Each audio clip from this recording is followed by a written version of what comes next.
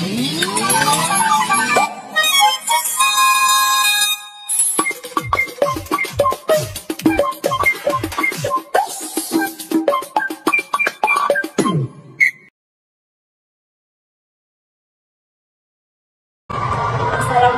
warahmatullahi wabarakatuh.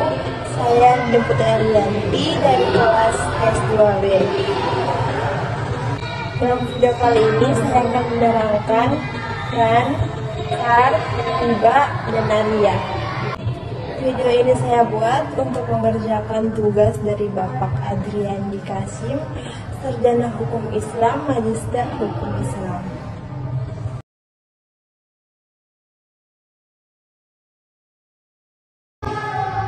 Pengertian akad ran adalah sebuah perjanjian dalam sistem di mana pihak pemberi pinjaman akan menahan salah satu harta milik si peminjam.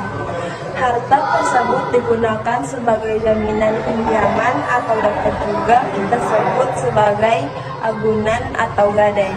Sumber hukum akad ran. Setiap akad dalam syariat Islam termasuk akad ran pastinya merujuk tiga sumber hukum akad ran. Pertama, Al-Quran. Berbagai ulama fikih sepakat bahwa hukum akad ran adalah praktik yang diperbolehkan. Hal ini sesuai dengan ketentuan yang ada di dalam Al-Quran pada surah Al-Baqarah ayat 289. Yang kedua, Al-Hadis. Sumber hukum kedua berasal dari amalan Rasulullah SAW yang menjadi landasan para ulama fikih bersepakat untuk mengatakan bahwa akad ran adalah hal yang diperbolehkan. Yang ketiga, ijma ulama. Kesepakatan para ulama mengenai akad ran juga didasari pada tabiat manusia yang tidak bisa hidup sendiri tanpa adanya pertolongan dan bantuan saudaranya, termasuk dalam hal pinjam-meminjam. Hukum akad ran. Yang pertama, mahrun. Harus ada barang yang digadaikan atau dijadikan sebagai jaminan. Yang kedua, mahrun bihi. Rukun akad ran dilakukan apabila terdapat utang yang belum dilunasi menjadi sebab diberikannya barang jaminan. Yang ketiga, sihat. Harus dilakukan akad atau ijab kabul. Yang keempat, akid, orang yang berakad, yaitu rahim pemberi barang gadai dan murtahin penerima barang gadai.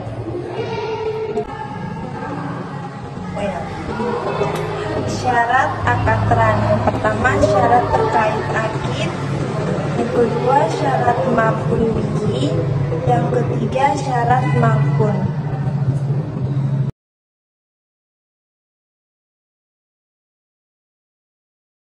Akad kar.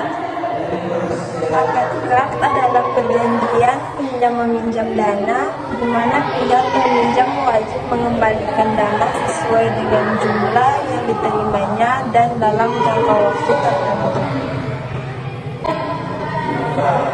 Syarat dan rukun kad. Yang pertama, barang atau utang maupun alai. Yang kedua, pinjaman atau muhtarib. Yang ketiga, pemberi pinjaman atau muhtarib. Yang keempat, ijab kabul atau sihat. Ketentuan umum kad. Pertama, akad kad adalah pinjaman yang diberikan pada muhtarid atau nasabah yang memang membutuhkan. Yang kedua, muhtarid wajib mengembalikan seluruh dana yang diterimanya dalam jangka waktu tertentu. Berikutnya, biaya administrasi pada akad kad adalah beban para muhtarid. Kemudian, lembaga keuangan syariah dapat meminta jaminan bila memang dirasa perlu. Kemudian, muhtarid dapat memberikan tambahan dana secara sukarela kepada lembaga keuangan syariah. Terakhir, jika muhtarid tidak mampu mengembalikan seluruh atau sebagian kewajibannya dalam jangka waktu yang telah disepakati dan memastikan ketidakmampuan dari muqtarid, maka lembaga keuangan syariah dapat memperpanjang jangka waktu pengembalian kewajiban atau menghapus seluruh maupun sebagian kewajiban. Macam-macam akad kard. Yang pertama, akad kard yang berdiri sendiri, di mana tujuannya adalah untuk kegiatan sosial. Yang kedua, akad kard sebagai sarana untuk melengkapi transaksi lain yang sifatnya komersial atau termasuk ke dalam jenis akad-akad muawadah dan digunakan untuk mendapatkan keuntungan.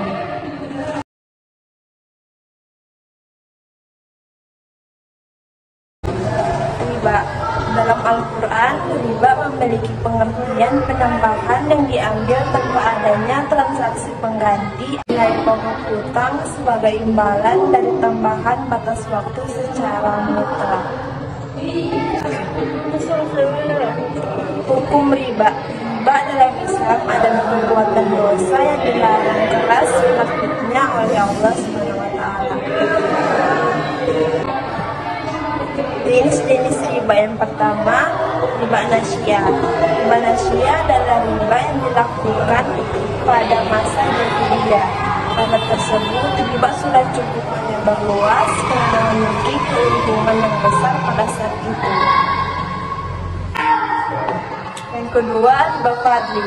Riba fadli adalah penukaran barang dengan barang yang sejenisnya, namun lebih banyak jumlahnya, karena orang yang menukarkan mensyariatkan seperti itu.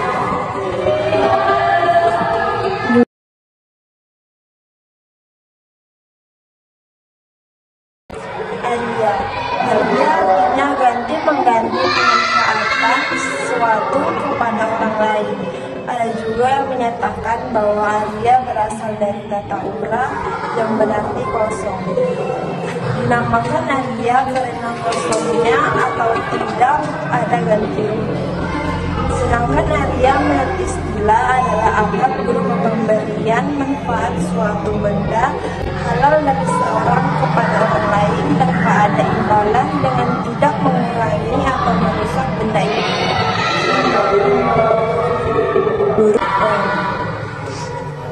Hukum aria. Pertama, Al-Quran.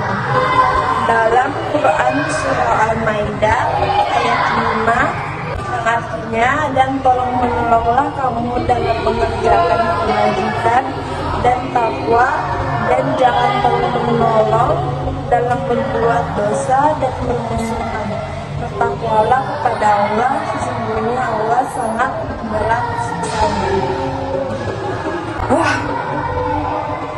Yang kedua, hadis Rasulullah SAW bersabda yang artinya, pinjaman itu wajib dikembalikan dan orang-orang yang menanggung sesuatu harus membayar dan hutang harus ditunaikan. Hadis riwayat At-Tirmidzi. Hukum aria ada 4. Yang pertama mubah, sunnah, wajib, dan haram. Rukun aria yang pertama, mu'ir atau orang yang memberikan pinjaman dengan syarat. Yang kedua, mutsair atau orang yang mendapat pinjaman dengan syarat. Yang ketiga, mu'ar atau barang yang dipinjam dengan syarat.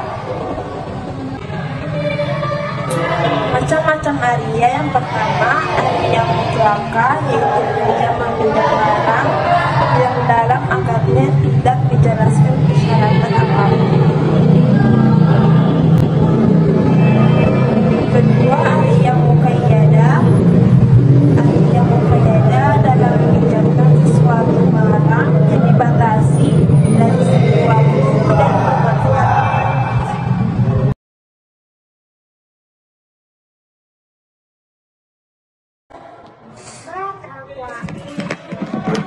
Thanks for